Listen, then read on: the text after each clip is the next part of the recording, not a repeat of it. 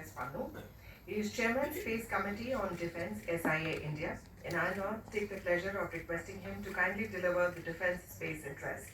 Please welcome with an applause.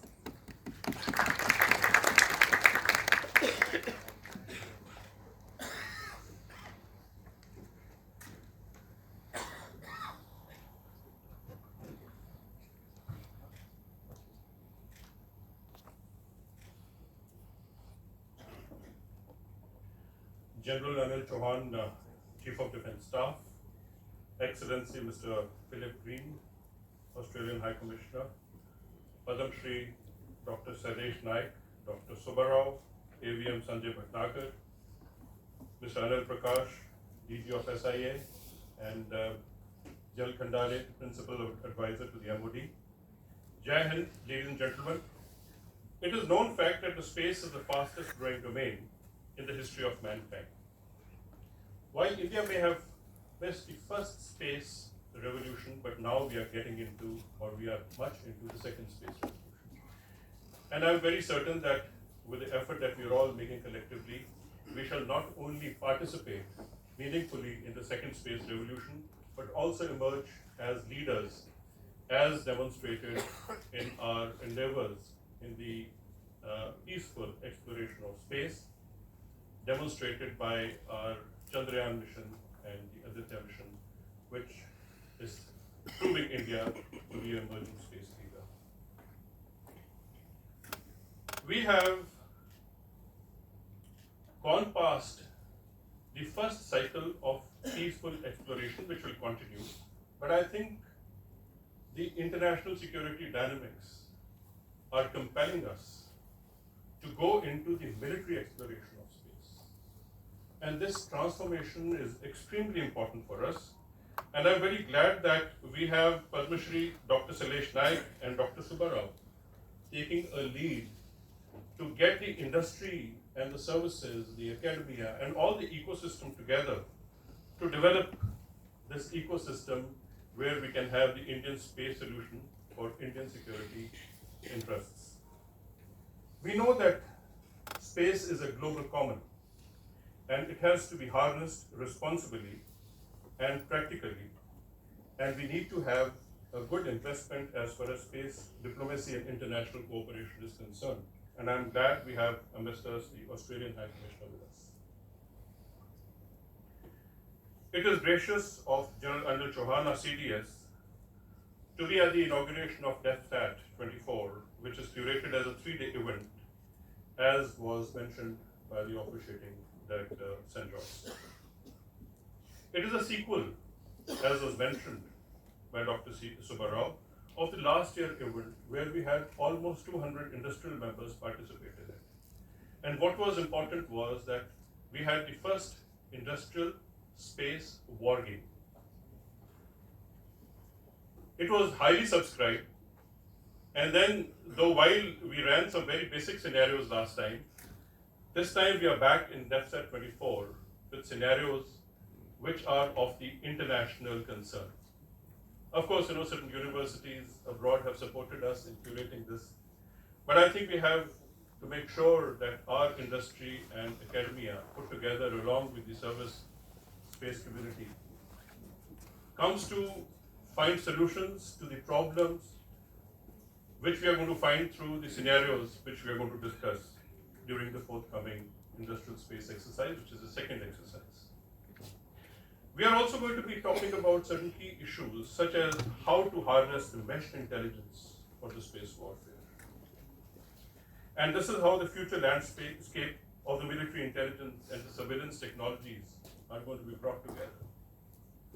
We are also going to configure how C5, I2, Star 2 contributes to the space-enabled precision and deep battles, which not only brings the conventional forces, but also the future of how the Indian Air Force, the strategic forces, the artillery and the drones, and the near space domain comes together to converge to get the Earth observation, sensors, and the PNT put together, communication and data for precision battles. We also are going to evaluate how our defense innovation ecosystem is shaping up. We've had path-breaking IDEX 75 challenges, which were introduced some time back. This DEFSAT, we're going to evaluate how these 75 defense challenges have been actually converted to actual use and how the innovation and the ecosystem of the industry has responded to it. DEFSAT is the only platform which has been talking about the near space and the space sovereignty. After all, there is a gaping hole between 20 kilometers or more up to 160 kilometers where we are supposed to have sovereignty, but we do not have the means to have sovereignty. Above 100 kilometers, while it becomes outer space, but there is some area which needs to be covered, which can only be covered by developing the near space technologies such as the HAPS, drones, and innovative solutions, so that we have the full and meaningful understanding of the aerospace, and this is the domain which is going to stitch together. This time we have experts who are also going to be discussing smart satellites for defense, balancing robustness and SWAP, that is the size, weight, and power combination for the future of satellites. We are also going to be actually sitting and thrashing out the acquisition process, which is more conventional for acquiring the conventional military hardware. But what happens when we are still developing and innovating our space for military capability? I think we need to have a special tailor-made and calibrated acquisition process for the military-grade space innovations and manufacture. Our research and development, our qualification and testing processes have to be refined, and we have to invest heavily into that. Space warfare is not only space-enabled warfare, but it also talks about space deterrence and space domination. We have to understand that once you throw out your space assets, how are you going to protect them?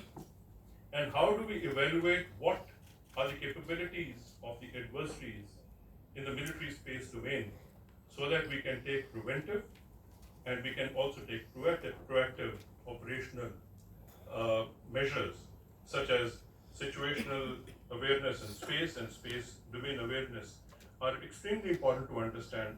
How do we create the RPO response, that is the rendezvous proximity operations, and also how are we going to engineer the on-orbit servicing, assembly, and manufacturing, which is the space MRO.